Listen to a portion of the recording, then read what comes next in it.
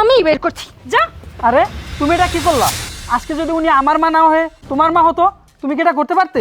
আমার মা হবে মানে? আমার মা যদি হতো তাহলে এতক্ষণে তাকে ঘরে নিয়ে আদর যত্ন করে রান্না বান্না করে খাওয়াতাম। তাবু, কি হয়েছে? এরকম চিল্লাচ্ছ কেন? আর দেখো মা আসছে। মা আসছে মানে? দাঁড়া, আজকে খবর আছে। ওই বুড়ি আবার আসছে আমার বাড়িতে, তাই না? আমাকে জ্বালানোর জন্য। এই, তোমার সাহস কি করে হয়? তুমি তোমার মাকে আবার নিয়ে আসছো এই বাড়িতে? আরে তুমি এমন করতেছো কেন? আমার বাসায় আমার মা আসবে না তো কি করবে? আর আমার মা তো অনেকদিন পরেই এসেছে। অনেকদিন পর আসছে, তাই না? কিভাবে কথাগুলো বলিস? তোর কি লজ্জা করে না? আর তোকে তো আমি বলেছিলামই, তোর মায়ের এই বাড়িতে কোনো জায়গা নেই। তোর মা যদি এই বাড়িতে আসে তাহলে আমি এখানে সংসার করব না। আর তোর মা তো দুদিন পরে পরেই আসে, তাও কিভাবে বলিস অনেকদিন পর আসছে? আর এই বুড়ি, এই তোর সমস্যা কি বলতো? তোর কি আমার সুখ শান্তিকে একটুও সহ্য হয় না? আমি একটু সুখে আছি, ভালো আছি, সেটা তো তুই চাস না। তুই দুদিন পর পর ছেলের বাড়িতে এসে উঠতে হয় কেন? আমি যে তোকে সহ্য করি না সেটা কি তুই বুঝিস না? এই বুড়ি, এই এত বাজার ঘাট কই থেকে আসে? হ্যাঁ, তোকে যে আমি বসে বসে খাওয়াবো? তোর ছেলের তো এসব কোনো চিন্তাই নেই। তোর ছেলে তো এখন কোনো ইনকামও করে না, কিন্তু ঠিকই তোকে দুদিন পর পর এই বাড়িতে নিয়ে আসতে পারে আমার সুখ শান্তি নষ্ট করার জন্য। আর হ্যাঁ, তোমার সমস্যা কি বলো তো? তুমি জানো ভালো করে তোমার এই বুড়ি মাকে আমি সহ্য করতে পারি না। আমার এসব সহ্য হয় না। এই বুড়ির সেবা যত্ন করবো আমি বসে বসে, এসব আমার সইবে না। তুমি হয় তোমার মাকে রাখো, না হয় আমি চলে যাব। আমি তোমার সাথে সংসার করব না, কারণ এই বুড়ির সেবা যত্ন করতে আমি পারবো না। এখন তুমি চিন্তা করো তুমি কি করবা। দেখো তুমি কিন্তু অতিরিক্ত করতেছো, এটা কিন্তু একদমই ঠিক হচ্ছে না। আমার মা আমার বাসায় আসবে না তো কোথায় যাবে? আর আমার মা আসছে অনেকদিন পরে, কিছুদিন থাকবে, রেস্ট নেবে, আর তুমি আমার মায়ের সাথে এরকম ব্যবহার করতেছো। তুমি সবসময় আমার মায়ের সাথে এরকম ব্যবহার করো। তোমার কারণে আমার পরিবারে কেউ আমার বাসায় আসতে পারে না। তাহলে কি করব? তোর মাকে আমি কোলে নিয়ে আদর করব? তোর মার সেবা যত্ন করব আমি? দুদিন পর পর এই বাড়িতে তোর মাকে নিয়ে আসবি, আর তার সেবা যত্ন করব, তাকে আদর যত্ন করে খাওয়াবো? এসব আমি করতে পারবো না। আচ্ছা, তোর মা যতবার আসে ততবারই তো অপমান করি, তাও কি তার এসব কিভাবে হজম করে সে? তাও তোর চোখের একটু লজ্জা নেই? তুই তোর মাকে নিয়ে আসিস? আমার ইচ্ছে করছে কি জানিস, আমি হাতের কাছে কিছু, দাঁড়া আজকে দেখাচ্ছি মজা। আরে কি করতেছো তুমি? এই বুড়ি, এই তোর সমস্যা কি বলতো? হ্যাঁ, দুদিন পর পর অসুস্থ হবি আর তোর সেবা যত্ন আমি করব, তোর পিছনে হাজার হাজার টাকা নষ্ট করে তোকে ওষুধ খাওয়াবো, এটা তুই চাস? তোকে তো আমি, এই যে এখন ঝাড়ু উঠছে না আমার হাতে, কিছুদিন পর দেখবি তুই যদি এখানে থাকিস ছুরি উঠবে, ছুরি দিয়ে খুন করে ফেলবো। এই, তোর মাকে এই বাড়ি থেকে বের কর, বের কর বলছি। কি হলো? তুই কি তোর মাকে বের করবি নাকি আমি চলে যাব?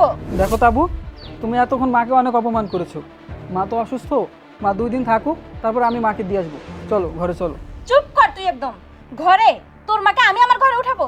এই, তোর তো আরো 2টা ভাই আছে, ওদের কাছে মাকে দিয়ে আসতে পারিস না?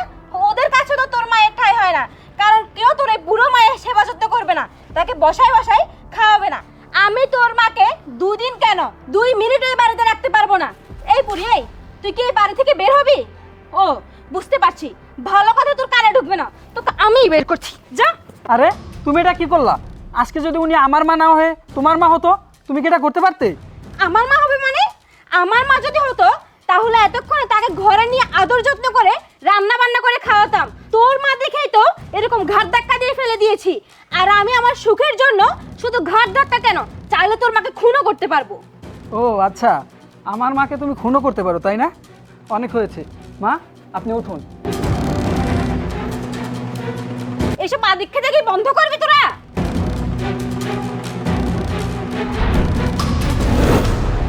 আরে মামা, মা মা তোমার এই অবস্থা কেন? আর তুমি এখানে এই ভেসে? ছাড়, আমাকে ছুবি না, তুই সরে যা। দেখেছেন তো মা, আমি আপনাকে বলেছিলাম না আপনার মেয়ের আচার আচরণ ব্যবহার কোনো কিছুই ভালো না?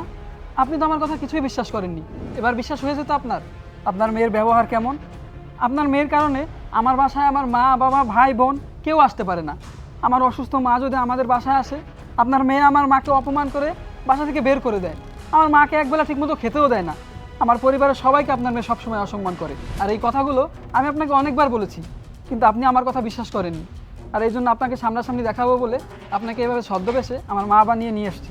এবার তো দেখলেন আপনার মেয়ের ব্যবহার কেমন। ছি, আমার ভাবতে অবাক লাগছে, তোকে আমি পেটে ধরেছিলাম, জামাই বাবাজি আমাকে অনেকবার বলেছে, কিন্তু আমি কোনোদিনও বিশ্বাস করিনি। আজকে যদি ওর মা হয়ে না আসতাম তাহলে আমি জানতেই পারতাম না তোর আচার আচরণ এত খারাপ। আর শোন, একটা কথা বলি, যেদিন তোর শ্বশুর শাশুড়িকে সম্মান করতে পারবি, দেখতে পারবি, সেই দিন আমি তোর মা হব।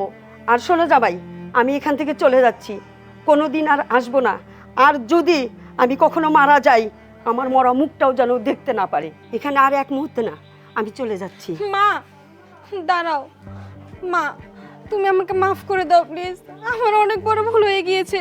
আমি এখন বুঝতে পারছি আমার শ্বশুর শাশুড়ির সাথে এইরকম করা একদম ঠিক হয়নি। আমি কখনো একবারের জন্য চিন্তা করিনি তারাও তোমাদের মতো আমার আপনজন।